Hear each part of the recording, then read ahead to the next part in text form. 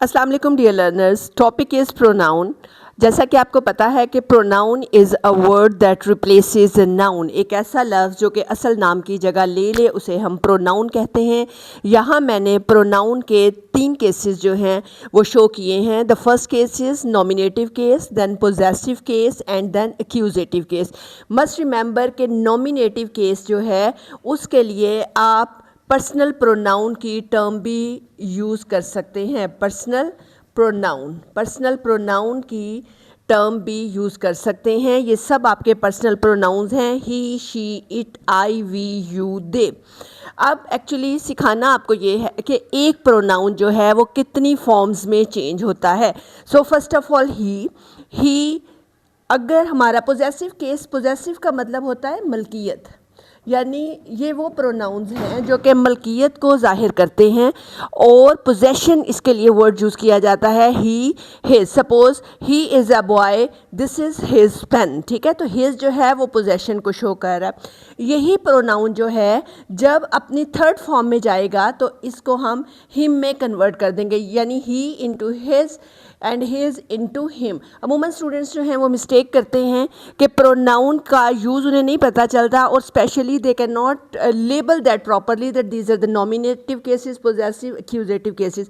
आगे चल के जब हम प्रॉपर प्रोनाउन पे असाइनमेंट करते हैं तो यही जो टॉपिक है आपके लिए कॉम्प्लेक्स इसलिए हो जाता है कि आप उसकी लेबलिंग भी नहीं कर पाते और आपको ये भी पता नहीं चलता कि किस सेंटेंस के किस हिस्से में प्रोनाउन का कौन सा केस हमें यूज़ करना चाहिए।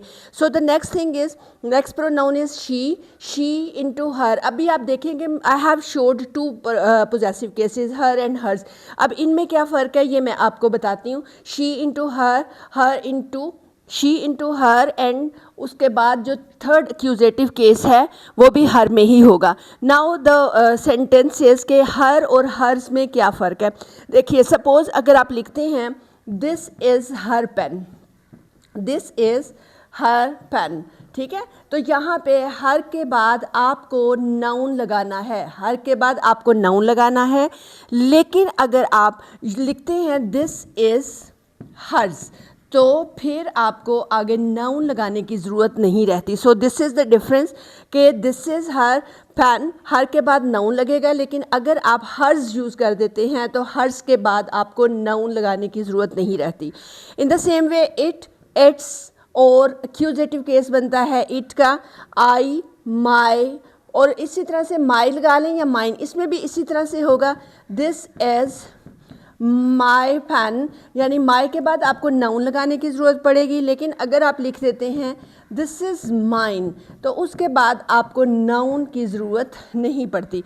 This is mine, we, our, us, और वी और आवर्स और अज, इसी उसका भी वही केस रहेगा कि आउट्स के बाद आपने नाउन नहीं लगाना।